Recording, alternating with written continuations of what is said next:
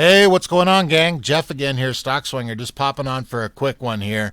Ladies and gentlemen, boys and girls, we have about 2 hours and 15 minutes, my time here in the Pacific Northwest, until pre-market. You excited? I am.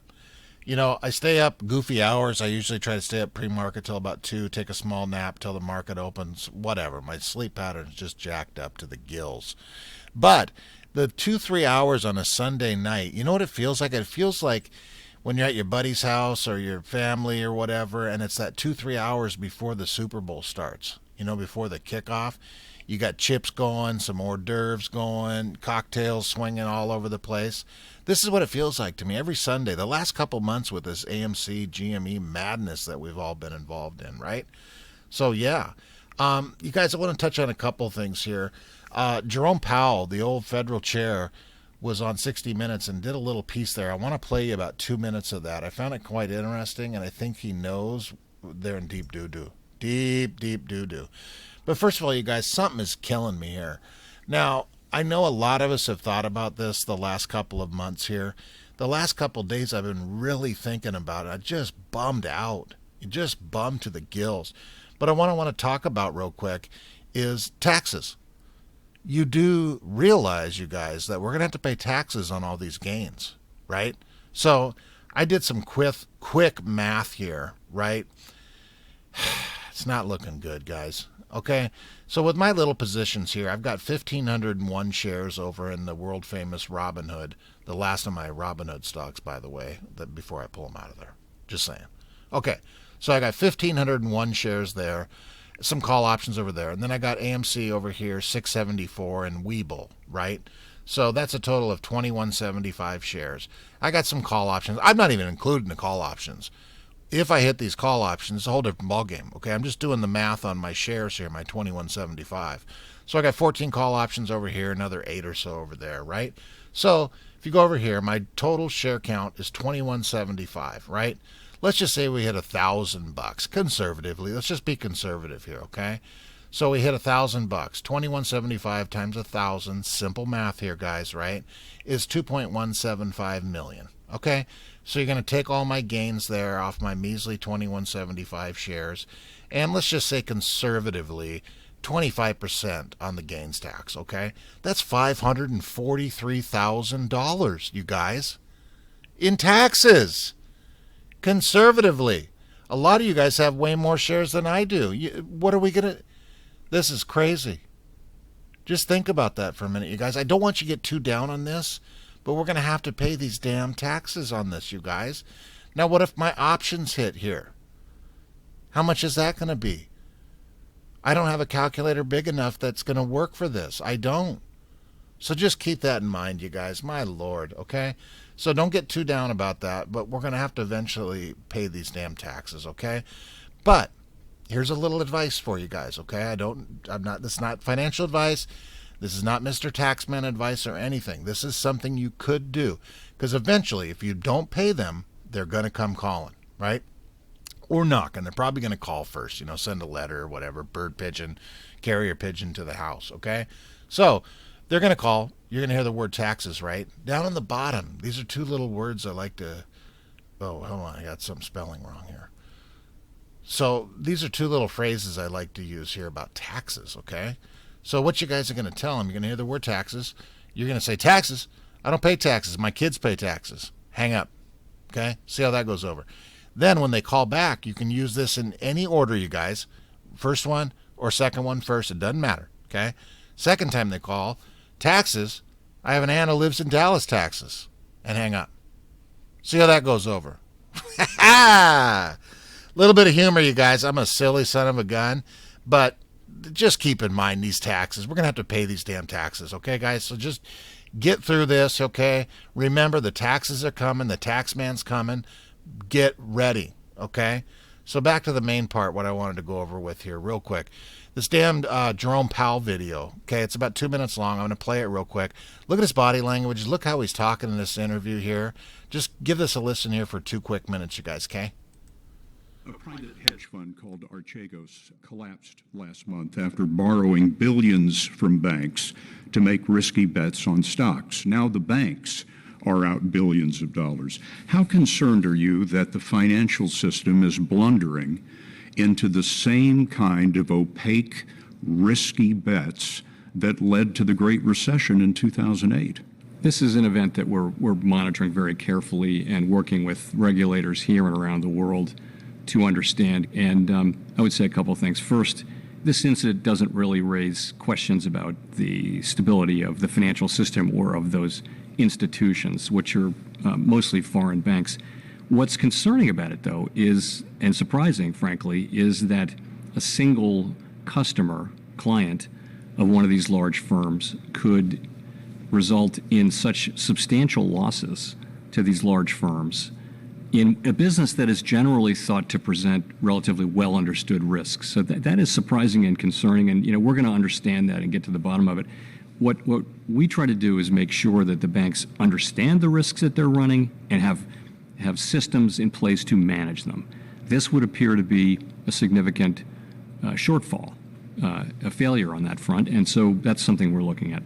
Archegos was able to invest only about 15% of its own money in all these stocks that it was buying, and that was made possible by the banks through something called total return swaps. Those derivatives are already regulated, in effect.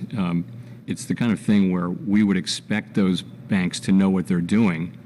It's a fairly common instrument. We would expect banks to understand the risks that they're running. I think what really happened is that they did understand the risks that they were running. What they didn't understand was that this one investor was doing the same thing with 5 or 6 prime brokers around New York. And that when it came time to liquidate positions, it was 6 firms or so trying to liquidate positions. So there wasn't enough liquidity. So it was a risk management breakdown, and one that we're looking very carefully at to try to make sure it doesn't happen again. One that you do not expect to see repeated. I would say that we're determined to understand what happened and make sure that whatever happened doesn't happen again. Oh boy, oh boy, oh boy, you guys. I'd hate to be him right now. I think he knows the poop is about to hit the fan here shortly.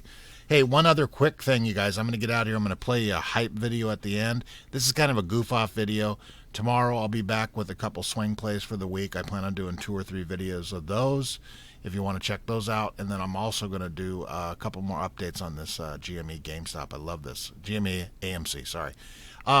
Quickly, this is very important here. I think this might work because Trey has a massive influence. But tomorrow at 1 p.m.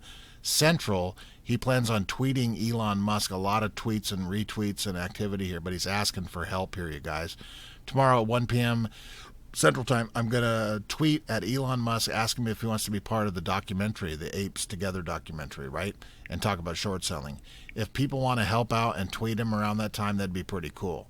I don't know if he's going to do it. I don't think he can. He's already got an uproar going with all this Dogecoin and all that. But let's give it a shot, right? And let's help Trey out, too. That's pretty dang awesome.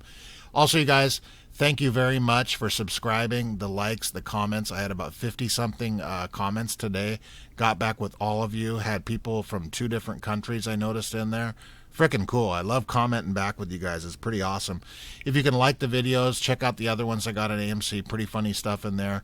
My main thing with this channel, you guys, is doing the swing trades. And I'll do those videos a couple, 3 times a week as well. I have some plays in there too. So check this video out at the end. I'm going to leave you guys with this. This is a little pre-hype video. This thing is badass. Here it is, guys. And thanks again. Subscribe, like if you can. I'll play this for you real quick. It's only a couple minutes long, but it's freaking outstanding, okay? Here it is, guys. I'm going to leave you with that. Let's go AMC GME. Moonball corner pocket this week, baby. Well, another day of turmoil on Wall Street surrounding the little-known video game retailer GameStop. Today, GameStop shares get killed, plummeting lower at lightning speed. Big Wall Street financial firms lost billions because they were doing what's called shorting. These types of short sellers tend to be right. They got hurt badly, and that's terrible for our economy. GameStop's now $53.50 and likely to fall further.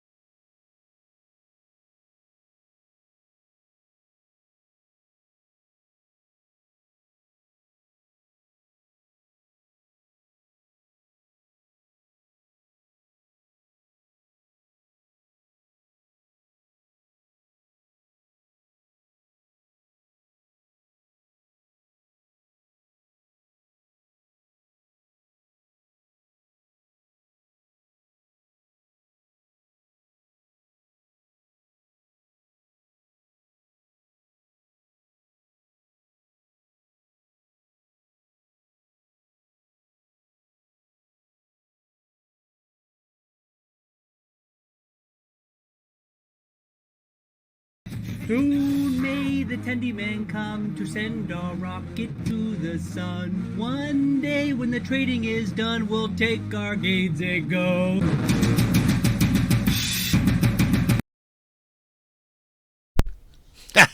What a bunch of savages. Hey, one other thing I want to comment on the way out. Can we start a GoFundMe so Vlad can get a haircut? Our boy Vlad over there at Robinhood. Good Lord, he's got a haircut of a 12-year-old schoolboy.